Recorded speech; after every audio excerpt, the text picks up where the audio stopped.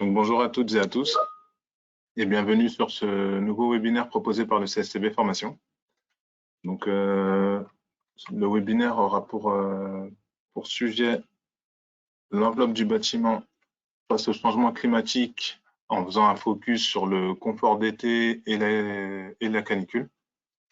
Donc, on voit que ce sont des sujets d'actualité et qu'il y a pas mal d'intérêt à voir sur comment l'enveloppe peut être traitée de façon à combattre l'inconfort que l'on peut ressentir à l'intérieur des logements. Au programme de ce webinaire, on vous présentera un petit contexte et les enjeux liés à la canicule et au confort d'été. Ensuite, on passera à tout ce qui est transfert de chaleur entre le climat, l'enveloppe et l'ambiance. À la suite de ça, on passera aux stratégies de conception d'une enveloppe avec une vision à horizon 2050.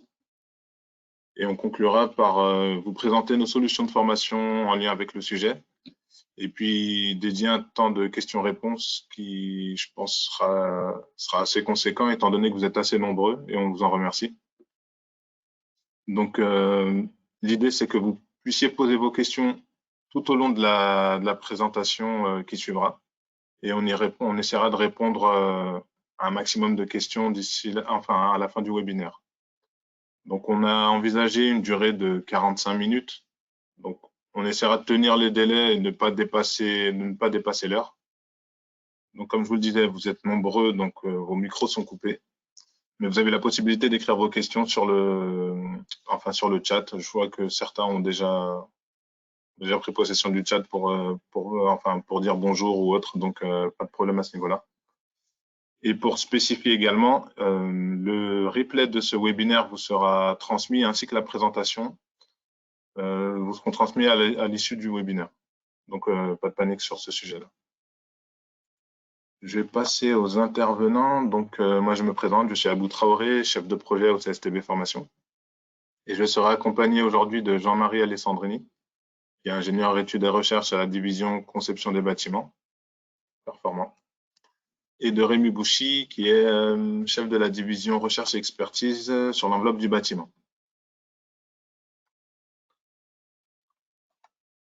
Donc, avant de passer au contexte et enjeux, on va vous faire participer un petit peu à travers différents sondages durant le webinaire. Et là, je vous propose de participer sur une première question que je vais lancer sous peu, qui devrait s'afficher normalement.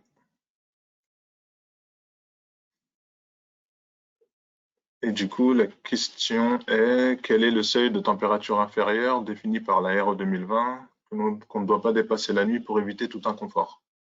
Donc, est-ce qu'on est sur 22 degrés, 24 degrés, 26 degrés ou 28 degrés? Donc, je vais vous laisser quelques secondes pour répondre. Donc, je vous rappelle la question: quel est le seuil de température intérieure défini par la RE 2020 à ne pas dépasser la nuit pour éviter tout inconfort? Donc, je vois que vous êtes une bonne majorité à avoir voté. Et donc, je vais proposer de clôturer maintenant. Vous êtes 29% à penser que la température idéale, la température maximale est de 22 degrés. 19% à penser que c'est... Attendez, je vais partager les... 19% à penser que c'est 24 degrés. 42% à penser que c'est 26 degrés et 10% à penser que c'est 28 degrés. Donc la bonne réponse, c'est bien 26 degrés. Et c'est ce qui est défini dans la RE 2020. Donc pour commencer, je vais passer la parole à Jean-Marie Alessandrini sur la partie contexte et enjeux. Bon, merci. Bonjour à tous. Est-ce qu'on peut faire défiler le diaporama? Voilà. Merci. Bienvenue à cette conférence en ligne. Donc, sur la diapositive suivante. Alors, moi, je n'entends pas Jean-Marie par contre. Ah. Vous m'entendez pas? Pourtant, j'ai un son. Vous ne nous entendez pas? Si, c'est bon. Ah, à l'extérieur, on m'entend. Si, regarde, Hélène a dit qu'elle m'entendait. Oui, a priori. Est-ce qu'on peut… Ah, voilà. Ben, merci. Donc, je vais revenir… je vais commencer donc avec les échanges thermiques entre le corps et son environnement proche. Donc, on a un dégagement de chaleur qui est en permanence équilibré par les déperditions du corps vers l'ambiance. Donc, pour évacuer cette énergie, le corps dispose de plusieurs moyens. Il y a d'abord la variation du flux sanguin. Donc, quand il fait chaud à l'extérieur, on va parler de vasodilatation. On a ensuite la respiration, l'air qui pénètre dans les poumons et ressort chargé de la chaleur et de l'humidité. Vous avez la perspiration, donc c'est un transfert sous forme de vapeur à travers les pores. Et puis il y a la transpiration où le refroidissement à la surface de la peau se fait par l'évaporation de la sueur qui passe de la phase liquide à la phase vapeur, la phase gazeuse. Donc, selon l'intensité des sollicitations extérieures, le corps va réagir. Et selon l'intensité de cette réaction, ça va procurer une gêne qu'on va traduire par un inconfort. On a une approche plutôt physiologique par laquelle on va définir, on a une approche restreinte du confort, on va l'assimiler à une absence de gêne sensorielle. Les paramètres du confort, selon différentes, on a différents moyens pour apprécier ce confort. La plus, je dirais, la plus connue, ou en tout cas une des plus fréquentes, c'est la norme NFEN ISO 7730, qui va utiliser différents paramètres. Ça va dépendre de notre activité, qui est associée à l'usage du bâtiment. Les vêtements qui vont nous isoler par rapport à l'extérieur, la vitesse d'air, l'humidité, alors soit relative, soit la pression de vapeur partielle de vapeur d'eau, et la température opérative qui est une moyenne pondérée entre la température d'air et la température des parois qu'on va appeler la température radiante. Bon, ce qu'il faut voir, c'est que ce qu'il faut retenir, c'est que c'est un phénomène complexe. Comme je l'ai mis ici à travers la norme, vous avez des limites d'application et la fiabilité de l'information qui est fournie par la méthode d'évaluation dépend du respect des conditions d'application. Et donc, en termes de conditions d'application, je vais aborder un peu deux domaines un peu distincts, que sont le confort et le risque sanitaire. Alors, à travers cette flèche, j'ai essayé de dresser un continuum entre la zone de confort et le risque sanitaire. Où est-ce que se trouve la frontière? C'est pas bien évident. On a un consensus entre 22 et 26 degrés où effectivement c'est une zone de confort communément admise. Au-delà de 35 degrés, en général, on est dans le risque. On voit que dans la zone entre 26 et 31 degrés, on a à la fois un chevauchement entre du confort et un début de risque sanitaire. Alors, ça dépend bien sûr des individus. Par ailleurs, ce qu'il faut savoir, c'est que les températures que j'ai mises, en fait, elles peuvent être mesurées de différentes manières, ce qui fait qu'on peut avoir aussi ce qui explique également ce chevauchement. Donc, la frontière est difficile à trouver, elle dépend des individus. On a par exemple, dans les normes d'ergonomie sur les ambiances de travail, vous avez des normes qui vont distinguer la zone confort, ou plutôt les ambiances dans lesquelles on va pouvoir parler de confort et d'inconfort, qu'on va appeler des ambiances modérées, qui est au milieu dans le petit tableau que j'ai mis. Et puis, vous avez des ambiances risques en exposition à la chaleur, qui sont des ambiances qu'on va appeler les ambiances chaudes. Et donc, à chacune de ces ambiances va correspondre un indicateur, et à chaque indicateur va correspondre des seuils, et à chaque seuil, en fait, une action va être déclenchée. hein. Le dépassement de seuil va déclencher une action. Ça peut être une action de vigilance, ça peut être une action qui invite à se retirer de la zone exposée. Alors, je vais revenir sur un indicateur particulier, celui qui est proposé par l'Organisation mondiale de la santé, sur la diapositive suivante. Oui, je peux meubler. Voilà, merci. Donc l'Organisation mondiale de la santé donne un seuil diurne qui est de 32 degrés et un seuil nocturne de 24 degrés.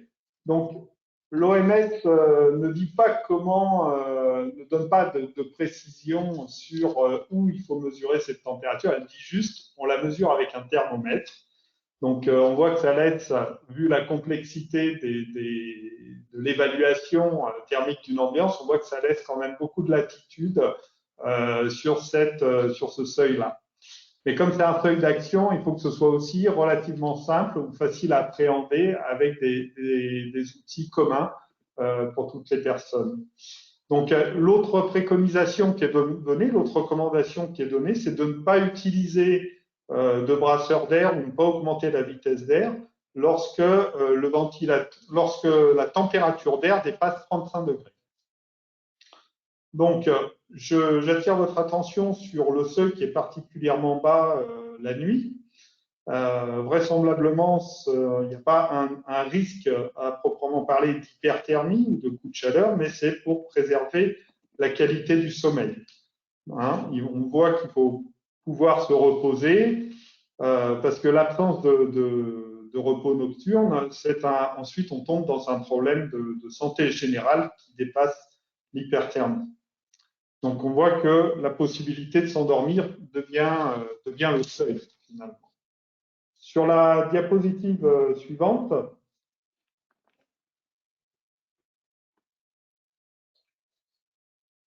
c'est normal. Je vais porter l'enjeu sur. Je vais mettre l'accent sur la ville. Parce que le seuil de 24 degrés va souligner justement cet enjeu particulier de la ville. Dans les zones denses, c'est un défi supplémentaire parce que vous avez ce qu'on appelle l'îlot de chaleur urbain qui se traduit par des températures nocturnes élevées et puis d'autres nuisances, notamment les nuisances sonores, les intrusions aussi. Donc, ça conduit à limiter la possibilité de refroidir. Notamment en ville, les nuisances sonores et la densité limitent la possibilité ou va générer des nuisances acoustiques à l'intérieur du logement si on ouvre des ambiances, si on ouvre les fenêtres. En fait, vous allez avoir toutes les nuisances véhiculées par l'air qui se retrouvent à l'intérieur. Donc, on a des usages qui sont contraints et ça oblige l'occupant à arbitrer entre plusieurs nuisances. En l'occurrence, ici, j'ai illustré la chaleur et le bruit. J'ai mis la carte de bruit par RIF qui montre sur des bâtiments le côté jaune et orange montre une exposition supérieure à 50 décibels. Ce qu'il faut savoir, c'est que pour avoir un bon sommeil, il ne faut pas dépasser 30 décibels en façade, enfin dans la pièce, pardon. Là, c'est les valeurs en façade.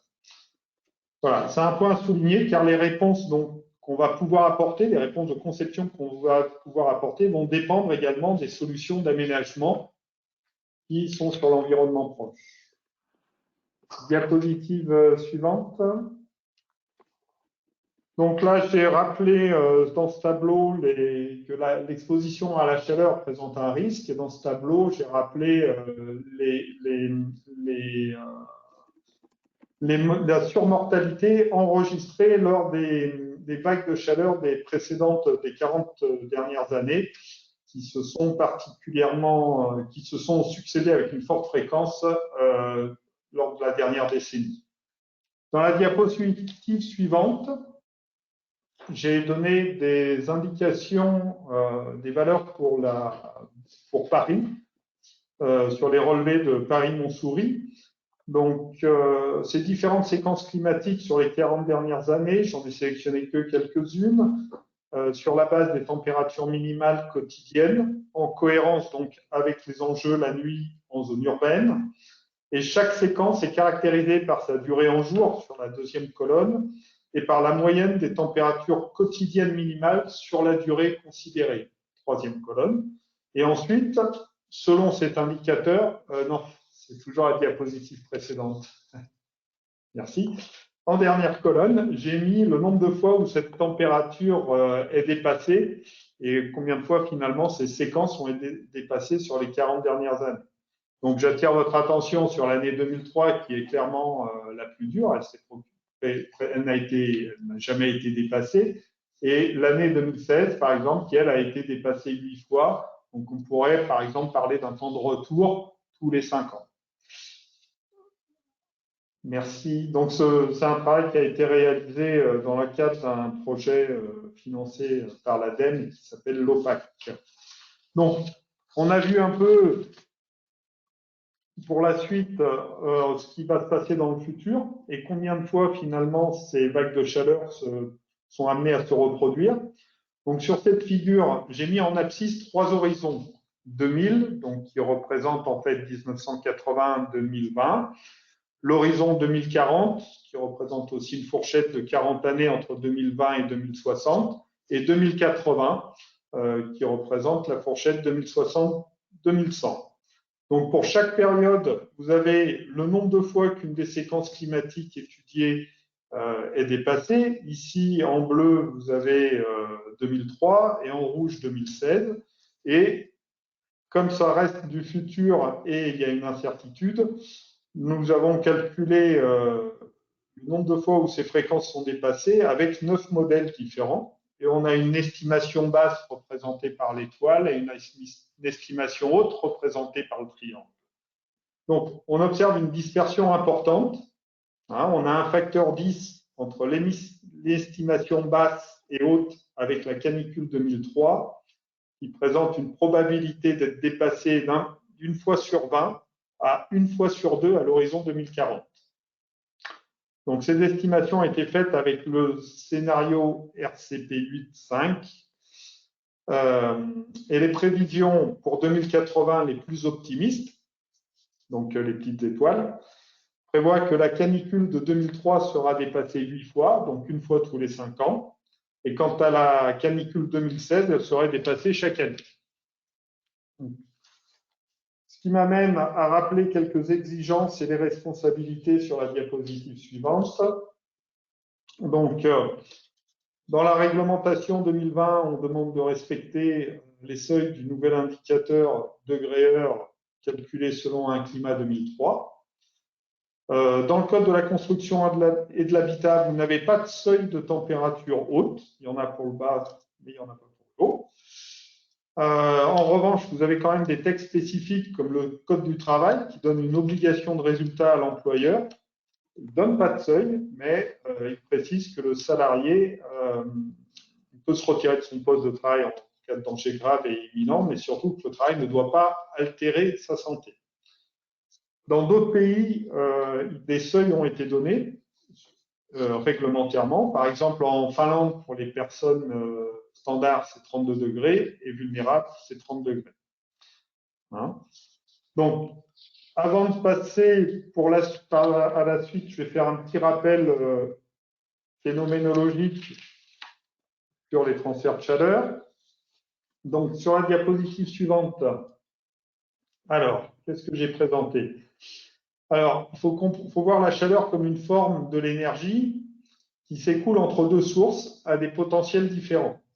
Donc, pour simplifier la dynamique des transferts de chaleur, on peut voir nos deux sources, l'ambiance extérieure, que j'ai appelé le climat ici, et l'ambiance intérieure, le logement, mais vous pouvez mettre un autre usage derrière, comme deux réservoirs à deux niveaux de hauteur d'eau différents.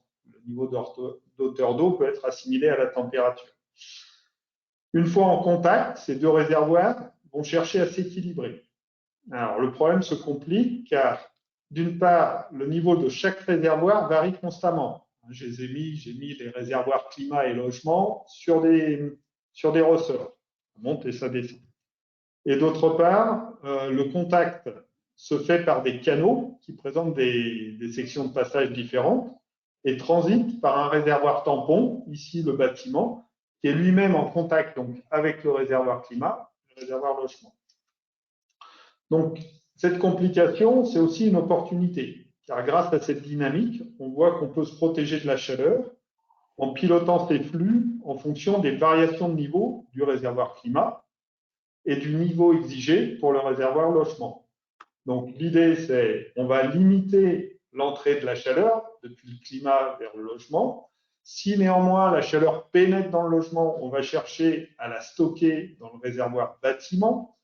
Et ensuite, lorsque le réservoir climat le ressort va se compresser et le niveau du réservoir climat va diminuer, on va essayer d'évacuer la chaleur qui se trouve dans le réservoir logement. Donc, les transferts de chaleur en été sont donc ce triptyque dynamique. Et Rémi vous présentera la dynamique sur des situations concrètes. Sur la diapositive suivante, alors, les solutions techniques à mettre en œuvre permettent de définir en fait la quantité de flux qui peut passer en agissant sur la taille des tuyaux et sur la taille du réservoir. Rémi va vous expliquer plus tard comment agir concrètement sur ces flux. Cependant, ce qu'il faut retenir, c'est que la quantité qui passera effectivement et son sens de passage va dépendre des scénarios, c'est-à-dire de l'extension des ressorts. Mais ce qu'il faut comprendre, c'est que les scénarios et les solutions techniques sont interdépendantes. C'est ce que j'ai voulu représenter par les petites flèches rouges. Par exemple, l'occupant, s'il est ébloui, il va baisser les stores. Et donc, il va réduire ainsi le flux de chaleur qui rentre à l'intérieur. Donc, c'est bien la perception de l'environnement qui va faire qu'on va agir sur qui va conditionner l'action de l'occupant. Ça, c'est la flèche rouge du bas. Donc, le ressort de l'usage, c'est-à-dire celui qui se trouve sous le réservoir logement, dépend des fonctionnalités offertes par la solution technique et l'efficacité de la solution technique ne sera valorisée ou non en fonction de l'usage qui en est fait.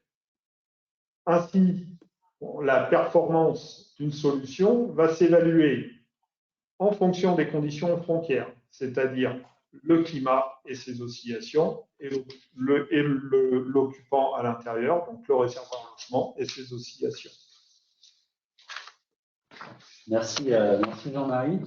Là, on va regarder un petit peu quelles sont les stratégies pour concevoir une enveloppe à l'horizon 2050. Donc là, sur la première diapositive, donc Jean-Marie a déjà passé un petit peu les sujets de projection climatique. Si je peux passer à la suivante. Merci. Donc, je ne vais pas revenir sur l'ensemble des sujets, mais quand même un enjeu que je voudrais remettre en perspective, c'est que c'est maintenant en fait qu'on peut agir pour le climat de demain. Pourquoi? Parce que quand on investit aujourd'hui dans une enveloppe, soit en construction neuve, soit dans une rénovation un peu massive, c'est pas pour la démonter 10 ans après. Or, les évolutions en fonction des scénarios, en fonction de notre capacité à limiter les changements climatiques, bon, ils sont contrastés, certes, mais ils sont déjà joués, entre guillemets, pour un certain nombre d'entre eux en termes de confort d'été. Donc, l'investissement qu'on fait aujourd'hui, on ne doit pas pouvoir le déconstruire et le refaire demain. Si on peut passer à la slide suivante. Voilà, on doit définir des trajectoires d'adaptation et ceci est d'autant plus nécessaire que dans peu de temps, finalement, alors là, c'est peut-être un petit peu de la politique fiction, mais pas tant que ça.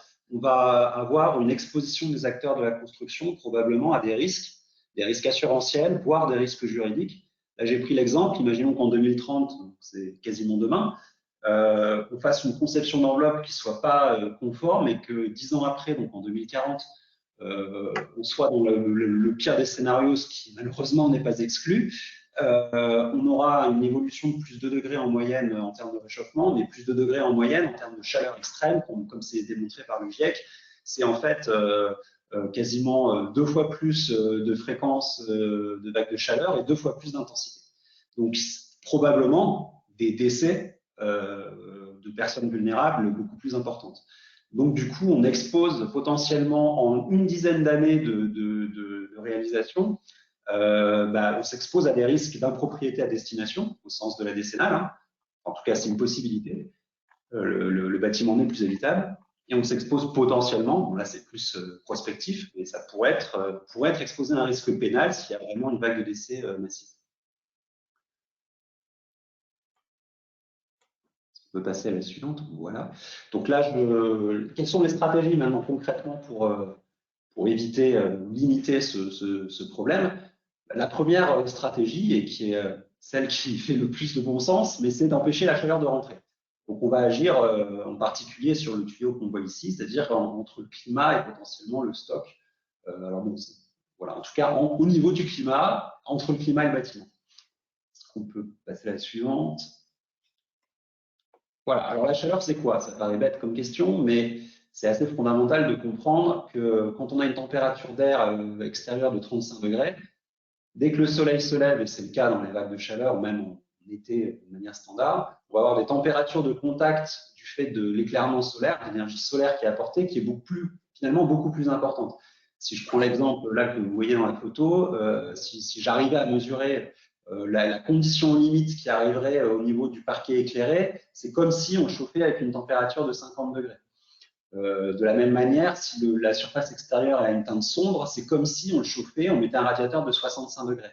Donc en fait, un apport solaire, ça va vraiment être majeur. C'est vraiment ça qui est majeur en termes de phénoménologie. Donc avant tout, pour limiter la chaleur, il faut baisser les apports solaires et donc agir sur un composant, du moins un indicateur clé, qui est le facteur de transmission de l'énergie solaire de l'enveloppe. Donc, comment est-ce qu'on fait pour agir concrètement sur ce facteur de transmission solaire? D'abord, on a des stratégies bioclimatiques qui sont assez connues, mais pas forcément toujours simples à mettre en place. On peut travailler sur l'environnement proche, donc on peut agir sur les masques lointains, parfois. On peut végétaliser la parcelle, ça aura deux effets, c'est créer de l'ombre portée sur les façades et potentiellement aussi rafraîchir localement un petit peu la parcelle. On peut travailler sur les orientations, bon, essentiellement en construction neuve, parfois en rénovation, mais c'est plus compliqué. Il faut bien voir que sur les orientations, le plus efficace, c'est de réduire la taille des ouvertures à l'ouest et au sud, mais j'insiste à l'ouest, parce qu'à l'ouest, les rayons sont un peu plus bas, et c'est là où on a une concomitance entre l'énergie solaire et la température extérieure la plus défavorable, en fait. Et il s'agit évidemment de construire des masques architecturaux adaptés, des casquettes au sud. Un autre point important qu'on oublie parfois, mais intégrer des fenêtres au mur intérieur, surtout dans des murs épais, ça a un impact relativement important. Voilà, donc on le voit ici avec l'exemple. Je ne vais pas rentrer dans le détail, mais en tout cas, voilà, c'est un vrai impact. Voilà. Est-ce qu'on peut passer à la suivante? Voilà, tu peux défiler. On va tout défiler. Parce que sinon, je n'avais pas vu que j'avais des petites animations. Donc voilà, pour bien comprendre. Excuse-moi, voilà. Pour bien comprendre ce qu'on entend par un facteur solaire d'un composant d'enveloppe, c'est tout simplement le ratio entre l'énergie qui est transmise à l'intérieur, soit de manière directe à travers les composants de trait, soit réémise par chauffage successif des couches sous l'effet du soleil. Et c'est le ratio entre cette énergie qui rentre sur l'énergie incidente. Donc c'est toujours un pourcentage, entre 0 et 100%. Pour les parois vitrées, ça dépend essentiellement et avant tout de la présence d'une protection solaire extérieure et, dans une moindre mesure, du type de vitrage. Sur les parois opaques, sur la slide suivante, on peut voir que l'énergie solaire incidente, elle va être réfléchie, une partie va être absorbée, va chauffer la couche de proche en proche, plus ou moins fortement en fonction de la vitesse d'air à l'extérieur et de la température d'air extérieure. Et donc, on peut comprendre, si on va jusqu'au bout, voilà, intuitivement, que l'énergie qui va être réémise à l'intérieur sous l'effet du soleil, elle est essentiellement et très fortement liée à trois paramètres. Le coefficient d'échange de superficiel extérieur qui dépend en fait de la vitesse de vent. Bref, c'est un sujet qu'on ne maîtrise pas. Par contre, on a deux sujets qu'on peut maîtriser. C'est le alpha-E, c'est-à-dire la capacité de la surface à absorber le rayonnement. De manière très concrète et simplifiée, sa teinte. Plus c'est sombre, plus ça absorbe. Et le U qui est très lié au niveau d'isolation de la paroi. Donc, si on veut limiter les apports solaires d'une paroi opaque, on peut d'abord jouer sur la teinte, sur le niveau d'isolation, mais aussi sur d'autres astuces, entre guillemets, qui permettent de limiter les apports solaires. Par exemple, mettre de la végétalisation avec un substrat humide en face extérieure, ça permet de limiter les flux par évaporation. Et la présence d'une lame d'air ventilée sur l'extérieur, ça crée un écran supplémentaire pour éviter les apports solaires. Donc, quelques ordres de grandeur. Alors, ce n'est pas précis, hein, c'est pour que vous ayez quand même des ordres de grandeur en tête. Entre des parois vitrées, des parois opaques, et différents types de parois vitrées, simple vitrage, double vitrage avec protection intérieure et extérieure. Donc, je vous laisse parcourir ça, mais ce qu'il faut bien comprendre, et ça c'est très important, c'est que quand on limite les apports solaires en été, c'est toujours bien. Il n'y a pas de cas où c'est pas bien, c'est toujours bien. Il faut voir aussi les ordres de grandeur. 1 mètre carré de fenêtre double vitrage sans protection solaire, ça laisse passer autant d'énergie que 30 mètres carrés de parois opaques isolées. Donc, si on doit se concentrer sur quelque chose, je l'ai déjà dit, c'est les parois vitrées et c'est la présence de protection solaire extérieure. On voit bien que côté intérieur, si on met un store intérieur, en fait, on n'a pas résolu le problème. La chaleur continue de rentrer. Voilà, les facteurs prépondérants, c'est bien ça. Et la mise en place de végétalisation, on le voit notamment sur les parois opaques. Hein, si on a un substrat humide en fait sur la face extérieure, on annule quasiment le flux solaire. Il faut qu'il soit humide tout le temps, ce qui n'est pas toujours évident, notamment en période de stress hydrique, parce que souvent on a une concomitance entre les vagues de chaleur et les périodes de stress hydrique. C'est pas toujours simple, mais c'est en tout cas une situation qui peut être très intéressante.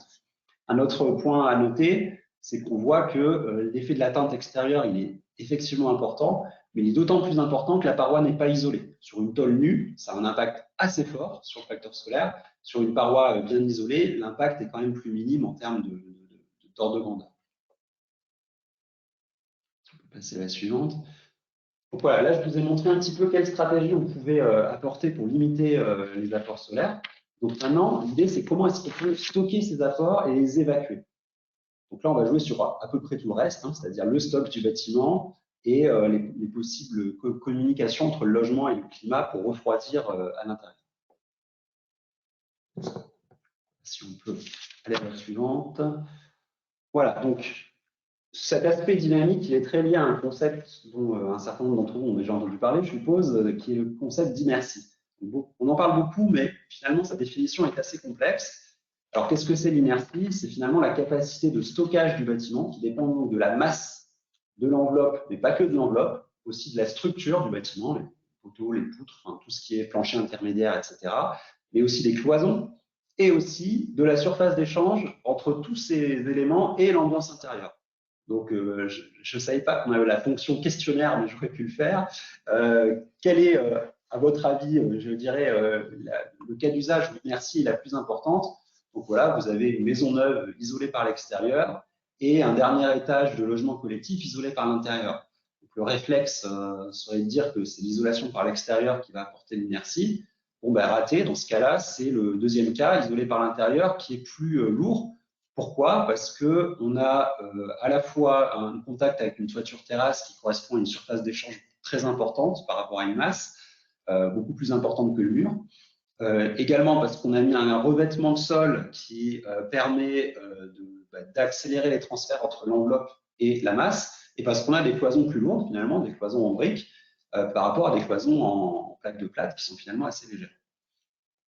Si on va à la suite. Donc très concrètement, voilà, donc ça c'est le cas classique, mais qui est effectivement important. Si on veut paroi par paroi travailler, il faut bien voir que la masse thermique qui est mobilisable, elle dépend beaucoup des caractéristiques des matériaux. Et dès qu'on est sur un matériau léger, donc un isolant ou un revêtement léger, bon, toute la masse n'est plus mobilisable. Donc évidemment, c'est le cas classique, hein, l'isolant par l'extérieur par rapport à une paroi isolée par l'extérieur, par mètre carré de paroi, et évidemment l'isolation par l'extérieur est la plus intéressante. Mais à moduler avec ce que je viens de vous dire tout à l'heure, ça dépend aussi de la configuration architecturale de la zone. Si on va encore sur l'exemple suivant, donc là c'est une dalle avec voilà, une dalle avec une chape et un carrelage. Bon, là on a un bon stockage, on arrive à mobiliser cette masse, cette dalle. Si on l'a masquée avec un parquet, parce qu'on préfère le parquet de manière esthétique, bon, on a baissé de moitié la capacité de stockage de cette dalle. Si on va plus loin, ce qu'il faut bien comprendre, et là c'est peut-être un peu subtil, mais c'est très important, c'est que l'inertie, c'est qu'un réservoir. Donc un réservoir, ben, si on continue de le remplir, ça finit par déborder. Et donc, si on veut le vider, on n'a pas vraiment d'autre choix que d'avoir un moment dans la journée où on a une température qui est inférieure à la température de la masse. Et ça marche si on peut surventiler. Ça veut dire si on peut ouvrir en grand les fenêtres et avoir des débits très importants. Il ne faut pas compter sur les débits de la VMC pour surventiler, c'est beaucoup trop faible. Donc on ne peut le faire efficacement que si on peut ouvrir les fenêtres en grand. Et en fait, avoir de l'inertie, c'est très bien, mais ça ne marche, et c'est même utile à une seule condition, qu'on puisse avoir un flux d'air traversant en ouvrant les fenêtres la nuit. Et donc on a des cas où c'est pas possible. Les cas où la conception du logement ne permet pas une ventilation traversante au niveau des ouvrants, ça ne fonctionne pas. On peut avoir des problèmes de risque d'intrusion en rez-de-chaussée. Voilà. On peut avoir des problèmes de contrôle, d'exposition au bruit. Il y a un problème émergent qui est le problème des moustiques, qui devient un vrai sujet. Demain, un des sujets peut être, pour le confort d'été, d'équiper en série tous les ouvrants d'une moustiquaire intégrée. Ça ne paraît pas intuitif tout de suite, mais finalement, c'est un point qui peut être finalement presque plus important qu'autre chose. Si on passe à la suite. Et comme je l'ai dit, l'Ibercy, c'est très bien si on peut ventiler, et c'est très bien si la nuit il fait suffisamment froid. Or, comme l'a montré Jean-Marie, on va avoir de plus en plus de recrudescence de vagues de chaleur, et donc, quand on a une vague de chaleur, par définition, la nuit, il fait encore trop chaud, et on n'arrivera pas à évacuer. Et donc, dans ce cas-là, mettre de l'inertie, c'est contre-productif. On va même juste décaler le problème, en réalité. C'est ce que vous voyez sur ce graphe. C'est-à-dire qu'en fait, on va charger un peu plus lentement. Donc, pendant 2 jours, on sera un peu mieux que les voisins. Puis, au final, on sera pareil, voire pire que les voisins. Et surtout, quand la vague de chaleur sera finie, on aura encore 3 ou 4 jours où il fera bien chaud chez nous. Donc, ça ne changera rien en période de vague de chaleur. Un autre exemple, là aussi, on pourrait faire un quiz alors là, on est dans les Drômes, donc dans un climat déjà chaud, on va dire dans une vague de chaleur perpétuelle, si on transpose un petit peu ce qui nous arrivera dans quelques décennies. À votre avis, quel peut être le logement le plus confortable entre la cabane en tôle non isolée et la maison en béton? La réponse n'est pas si triviale, parce que finalement, la cabane en tôle, alors en pleine journée, c'est infernal, on ne peut pas vivre dedans. Mais bon, si les gens vivent dehors ou sont dans des bureaux climatisés, c'est pas si grave, parce que pour le coup, la nuit, on va avoir un refroidissement beaucoup plus efficace dans la cabane en tôle que dans la maison en béton, qui aura bien stocké la chaleur la nuit et qui va empêcher les gens de dormir. Donc la prise en compte du bâti et des usages, ça devient un enjeu absolument majeur, notamment en cas de vague de chaleur. Si on peut aller à la suivante. Donc, comment faire en cas de vague de chaleur? En fait, on a peu de solutions simples et sans système de refroidissement, ce qui ne veut pas dire, parce qu'on peut être tenté de dire, bon, très bien, massifions la climatisation. C'est pas ce que je dis. En tout cas, il faut le faire avec raison, de manière sobre. Parce que si on commence à avoir une massification anarchique de la climatisation, qu'est-ce qui va se passer? Déjà, on va contribuer beaucoup plus au réchauffement climatique en termes de consommation et d'émissions de gaz à effet de serre. Et en plus, la climatisation a la fâcheuse tendance de rejeter de l'air chaud à l'extérieur et donc d'amplifier les effets d'îlots de chaleur urbain.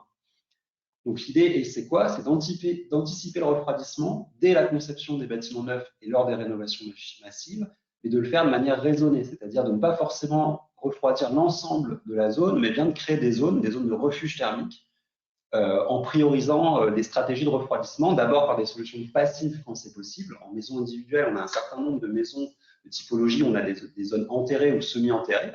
Donc là, on pourrait peut-être se limiter et éviter la climatisation dans ces cas-là.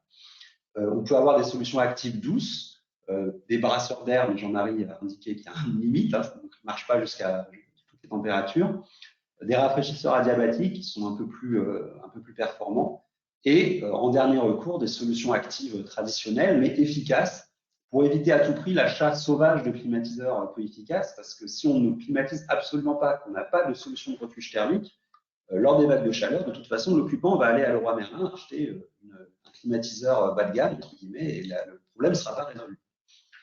Et donc l'idée, pour 2050, c'est bien de passer d'une approche de conception, on va dire, assez simple sur le sujet du confort, à une stratégie globale de gestion du risque sanitaire. Donc, concevoir des zones de refuge pour le sommeil, pour tous, dans tous les bâtiments. Et pour la journée, concevoir à l'échelle du quartier, de l'îlot, voire de la ville, des espaces de refuge diurnes, en particulier pour les personnes fragiles, notamment les personnes âgées. Donc, des espaces mutualisés, voilà, qui soient organisés. Donc, en conclusion, je l'ai déjà dit, il faut éviter absolument le transfert de chaleur. C'est pas suffisant. C'est nécessaire, mais pas suffisant. Il faut aussi fiabiliser la conception, la réno. Et ça, c'est, comme l'a dit Jean-Marie, c'est assez subtil. C'est-à-dire qu'il n'y a pas de solution simple et qui marche à tous les coups. Donc, il faut vraiment avoir une approche de conception au cas par cas, mais bien ficelée et dès maintenant. Et on a des enjeux vraiment de connaissance, même de recherche, qu'on doit absolument explorer. Déjà, il faut qu'on connaisse avec plus de précision les conditions limites, donc les climats futurs. On doit bien comprendre l'articulation entre les freins et les leviers par rapport au comportement protecteur vis-à-vis de la chaleur. On doit agir sur ces freins. On doit accompagner les occupants pour voilà, vraiment qui s'approprient la gestion de leur logement, par exemple. Et on doit adapter la ville à l'échelle urbaine, sans exposer les autres. Installer un climatiseur intérieur, c'est aussi réchauffer la ville. Donc, il faut l'avoir en tête et peut-être même intégrer ça dans des politiques de planification urbaine un peu plus ambitieuses. Bien, je pense qu'on a un peu dépassé le temps, mais on sera ravis de répondre à vos questions. Juste avant de finir, je voudrais remercier Benjamin Rioux et Pascal André pour l'idée de l'analogie hydraulique et la mise en forme. L'ADEME qui finance une partie des travaux dans le cadre du projet LOPAC, qui veut dire logement parisien adapté au changement climatique. La régie immobilière de la ville de Paris avec qui on travaille sur ce projet depuis longtemps, qui permettent de rendre concrets nos travaux et nous sortir de nos calculs et de notre théorie. Et enfin, la direction de la recherche du CSTB qui cofinance également ces travaux. Merci. Merci à tous les deux pour ces présentations. Donc, avant de passer à un temps de questions-réponses, je voudrais vous présenter rapidement les formations que l'on proposera sur ces différents sujets. Donc, en premier lieu, la formation sur l'adaptation des bâtiments au changement climatique pour le confort d'été, qui répond clairement aux enjeux que Jean-Marie et Rémi nous ont exposés. Et également des différentes formations sur l'isolation thermique, que ce soit en neuf ou en rénovation, que ce soit l'isolation thermique par l'extérieur ou éventuellement l'isolation thermique par l'intérieur. Donc après, n'hésitez pas à prendre contact avec notre ingénieur conseil sur tout projet de formation intra ou sur mesure. On sera ravis de répondre à votre sollicitation. Étant donné qu'on a pas mal avancé sur le temps, je vous propose de passer à un temps de questions-réponses et commencer dans un premier temps. Donc la première question qu'on aurait, c'est: est-ce qu'une très forte inertie associée à une forte isolation par l'extérieur est pertinente pour améliorer le confort d'été? Je vous renvoie un petit peu à ce que j'ai indiqué, c'est-à-dire qu'une inertie, ça n'a d'intérêt que si on arrive à surventiler en période nocturne. Et donc, ça fonctionne. Il y a deux conditions. Il faut que la température extérieure soit suffisamment froide, donc ça ne marche pas pendant les vagues de chaleur, très concrètement. Alors, pour que ce soit bien concret, hein, une inertie, donc cette stratégie de surventilation nocturne, donc il faut qu'on puisse ouvrir les fenêtres et qu'on ait un logement traversant, je l'ai déjà dit, mais ça fonctionne du coup dans des périodes, ce que j'ai appelé normales dans la présentation, sachant que la normalité évolue beaucoup en ce moment et qu'une période normale en 2050, ce sera probablement des intersaisons finalement entre mi-avril et fin mai, et peut-être même entre mi-septembre et fin octobre.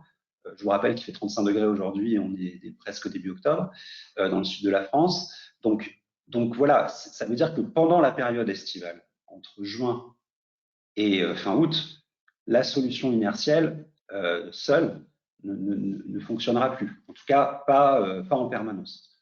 Donc c'est un sujet qu'il faut absolument adresser et explorer dès maintenant. Oui, je voulais compléter juste un point. Vous avez des cas particuliers pour les bâtiments enterrés ou ou les bâtiments avec des épaisseurs de murs impressionnantes, où effectivement vous avez un réservoir là qui est énorme et vous avez un filtre du coup vis-à-vis de l'extérieur qui est très important, et où effectivement là on peut avoir des bâtiments qui résistent sur des durées longues, mais c'est des endroits en ville qui sont rares. Voilà. Merci. Très bien. Question suivante. Pouvez-vous préciser en quoi la pose en nu extérieur améliore l'incidence? Alors, je me suis peut-être mal exprimé. Moi, c'était la pose en nu intérieur qui est plus bénéfique. Alors, c'est vrai que c'est pas forcément intuitif. Au niveau de la lumière, ça change rien. Que vous mettiez la fenêtre à l'intérieur ou à l'extérieur, c'est l'épaisseur du mur en fait qui va jouer sur la réduction de votre lumière qui rentre à l'intérieur. Par contre, au niveau de la chaleur, ça change tout. Pourquoi? C'est un peu le même sujet que la protection intérieure versus protection extérieure. C'est que la chaleur, une fois qu'elle a pénétré le vitrage, même si elle se réfléchit, elle est absorbée par les retours de baie, elle est réémise dans l'infrarouge et elle ressort plus. C'est un effet de serre, en fait, classique. Donc, c'est pour ça que il vaut mieux mettre la fenêtre au nu intérieur pour le sujet confort d'été que la mettre au nu extérieur. Après, je le dis quand même, c'est d'un second ordre par rapport à la présence d'une protection solaire extérieure. L'important, c'est d'abord ça. Voilà. Autre question, est-ce que la lame d'air ne permettrait pas quand même de limiter l'apport de chaleur dans le bâtiment si l'isolation thermique est associée avec la lame d'air? Alors, oui, mais c'est un peu comme la teinte, c'est relatif au niveau d'isolation. Dans des climats où il fait toujours chaud, comme dans les DROM, que ce soit ces solutions de teinte claire ou ces solutions de bardage ou de couverture ventilée, c'est hyper efficace pour limiter les apports solaires. Pourquoi? Parce qu'on n'isole pas ou peu, parce qu'on n'a pas de sujet de déperdition thermique en hiver. En métropole, la question est différente parce qu'on est obligé, pour d'autres raisons, d'isoler les parois pour éviter les déperditions en hiver. Et donc, à des niveaux d'isolation tels qu'on les envisage pour être conformes aux exigences de consommation d'hiver, ces technologies de ventilation de lame d'air ou de teinte claire ont moins d'impact. D'accord. Question suivante. Qu'en est-il de la prise en compte du déphasage? Alors, effectivement, on entend beaucoup ce sujet du déphasage. Donc, qu'est-ce que le déphasage déjà? Le déphasage, c'est la capacité d'une paroi à retarder la pénétration de l'onde de chaleur de l'extérieur vers l'intérieur. Donc déjà, et première chose, ça ne concerne que les parois opaques et pas les parois vitrées. Et comme je vous l'ai dit, les parois vitrées représentent de plusieurs ordres de grandeur des apports solaires beaucoup plus importants que les parois opaques. Et ça, si vous voulez, c'est assez important de le comprendre parce que certes, l'heure à laquelle l'onde de chaleur pénètre à l'intérieur peut avoir une importance, mais ce qui est aussi très important, c'est la quantité d'énergie qui pénètre à ce moment-là. Et si ça représente une quantité faible au regard de ce qui passe par les parois vitrées, même avec protection solaire, le sujet n'est pas forcément là. Donc, je distinguerai un petit peu cette notion de déphasage quand il s'agit de parois isolées et fortement isolées, de parois plutôt anciennes qui sont peu ou pas isolées, dans lesquelles là, on a de l'épaisseur, on a de la masse, et où ce sujet-là peut avoir un intérêt plus important. Et je vous propose de conclure sur une dernière question. Est-ce que les puits canadiens ou puits provençaux sont-ils une solution pour la surventilation nocturne, même lorsque l'air extérieur est très chaud? Oui. Oui, parce que vous avez la température du sol. Pour vous faire une idée, à 2 mètres de profondeur, la température du sol, c'est à peu près la température moyenne annuelle de l'air. Donc, elle est nettement plus faible que celle qu'on peut rencontrer en plein été. Et là, vous avez en fait un échangeur thermique air-sol. Donc, peut-être rentrer de l'air plus frais. Et pour compléter, c'est pour ça qu'il y a aussi cette proposition d'installer potentiellement des zones de refuge thermique en semi-enterré ou en enterré, parce que le sol a une masse thermique pour le coup qui est tellement énorme qu'on arrive quand même à garder une fraîcheur importante. Après, sur les puits canadiens, il y a quand même un point à regarder de plus près, c'est l'aspect sanitaire, parce qu'en été, l'air est très chargé en humidité, et il faut pas que, voilà, il faut gérer ce sujet de condensation dans le sol et voilà, éviter le développement de micro-organismes dans les condensats. Voilà. Mais les débits d'air, oui, juste les débits d'air sont quand même, doivent être quand même supérieurs au renouvellement d'air associé à l'hygiène. Merci Rémi et Jean-Marie pour ces explications. Je vous propose de conclure le webinaire sur cette dernière question.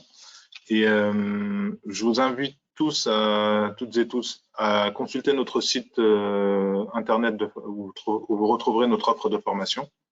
Et également notre chaîne YouTube CSTB Formation, sur laquelle vous aurez le lien dans la présentation, de façon à pouvoir consulter les contenus vidéo que nous avons déjà sur notre chaîne. Rendez-vous le mois prochain pour un webinaire sur la qualité sanitaire des bâtiments. Donc, vous recevrez prochainement une information à ce sujet et au plaisir de vous retrouver. Bonne fin de journée à tous et à très bientôt.